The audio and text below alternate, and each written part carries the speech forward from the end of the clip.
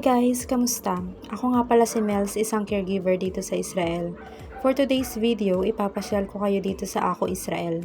6:30 AM kami dumating dito. This is the first destination in our itinerary kasi may water activities na gagawin dito. Hindi na ako nag-join kasi medyo hassle para sa akin mag-water activities kapag day tour.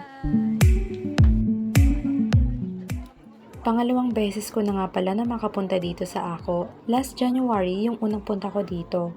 At ang highlight naman ng tour ko noon ay sa Bahay Garden. At ngayon naman ay sa Rosh Hanikra.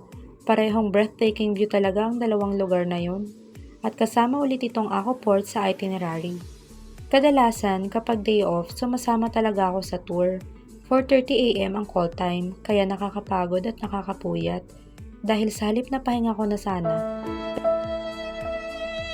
Pero okay lang kasi mahalaga sa akin yung experience at memories dahil chance ko na to para malibot talaga itong pangarap kong bansa.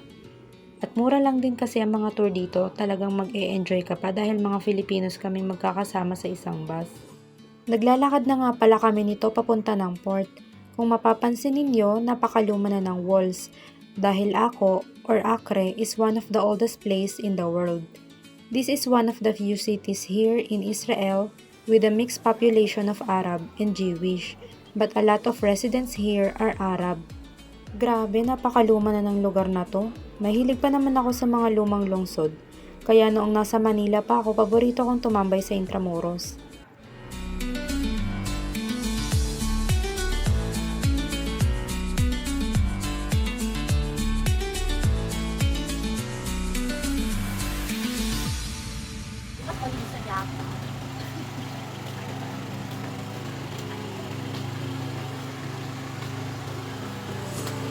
At dito nga pala kami nagkayayaan mag-group picture. Ako has a lot to offer dahil ito ay makasaysayang lugar. Ang Ako Port ay isa sa mga pinakalumang daungan sa Israel. Karamihan sa mga kalakal na ginagawa noong sinaunang panahon sa Galilea ay iniluluwas mula rito papunta sa Roma at palibot ng Mediterranean Sea. Maraming attraction dito para sa mga sino mang mahilig sa kasaysayan, museo, ng sining masasarap na etnikong pagkain at iba pa. Meron din nga pala silang water activities dito, like tornado ride, jet ski, and boating.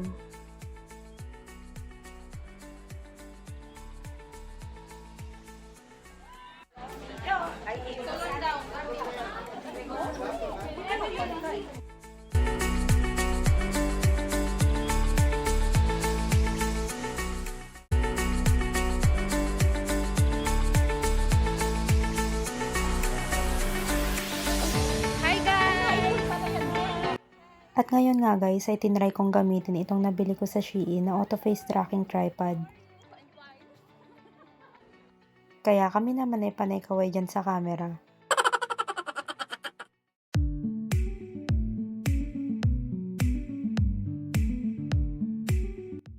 At ito na guys yung Ako Port, ang isa sa sikat at historical na port dito sa Israel bukod sa Jaffa. Ito nga pala ay UNESCO World Heritage Site because of archaeological remnants. Hindi na namin gaanong nalibot ang lugar na yan dahil sarado pa ang establishments. Dahil maaga nga kami nakarating, kaya nanood na lang kami sa mga kasamahan namin na nag-water activities at nag-picture taking na rin kami. Kanatawad.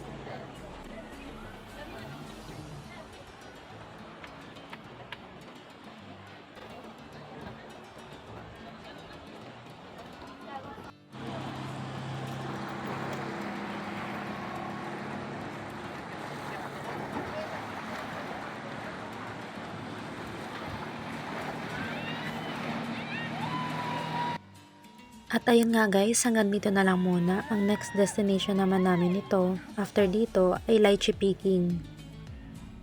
Salamat sa inyong pananood. Lihit raot, bye bye, paalam.